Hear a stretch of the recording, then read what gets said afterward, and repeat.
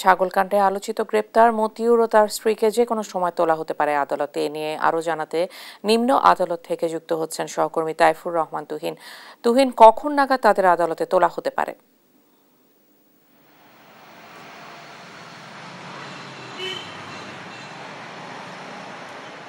সেটাই, আপনাকে ধন্যবাদ। আপনি জানেন যে দেশের এক সময়ের আলোচিত এনবিআর কর্মকর্তা মতিউর রহমান, তার ছেলের যে ছাগল কাণ্ডের কারণে যে দেশব্যাপী যে আলোচনার এসেছেন তিনি, আজকে কিন্তু আমরা দেখছি যে তাকে গতকালকে রাতে ডিবি তাকে গ্রেপ্তার করেছে। সেখানে কিন্তু উল্লেখ করা হয়েছে যে তার বিরুদ্ধে জ্ঞাত আয় বহির্ভূত কিছু সম্পদ অর্জনের কিন্তু অভিযোগ তার বিরুদ্ধে আনা হয়েছে। সেই সাথে তার স্ত্রী এবং সন্তানদের বিরুদ্ধেও কিন্তু জ্ঞাত আয় বহির্ভূত সম্পদ অর্জনের কারণে দুদক তাদের বিরুদ্ধে মামলা করেছে। তাদের বিরুদ্ধে দেখা যায় 3টি মামলা হয়েছে।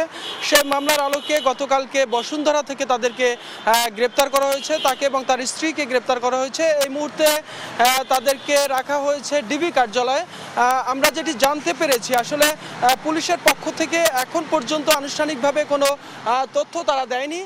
তবে যেটি জানতে পেরেছি যে দুপুরের পরে অর্থাৎ 1টার পরে তাদেরকে ঢাকার যে জজ কোর্ট রয়েছে নিম্ন আদালতে তাদেরকে তোলা হবে এবং সেখানে দুদকের আইনজীবী থাকবেন এবং সেখান থেকে তাদেরকে এই যে অবৈধভাবে সম্পদ অর্জন করেছেন সে বিষয়ে তাদেরকে জিজ্ঞাসাবাদের জন্য তাদেরকে রিমান্ডে আনা হতে পারে, এরকম একটি তথ্য জানানো হয়েছে। তবে এখন পর্যন্ত আমরা যেটি এখানে আছি, এখানে ডিবির পক্ষ থেকে আনুষ্ঠানিকভাবে অথবা দুদকের পক্ষ থেকে আনুষ্ঠানিকভাবে কেউ গণমাধ্যমের সাথে কথা বলেনি। তবে এখন পর্যন্ত তিনি কিন্তু আসলে এই ডিবি কার্যালয়ে তাদেরকে রাখা হয়েছে।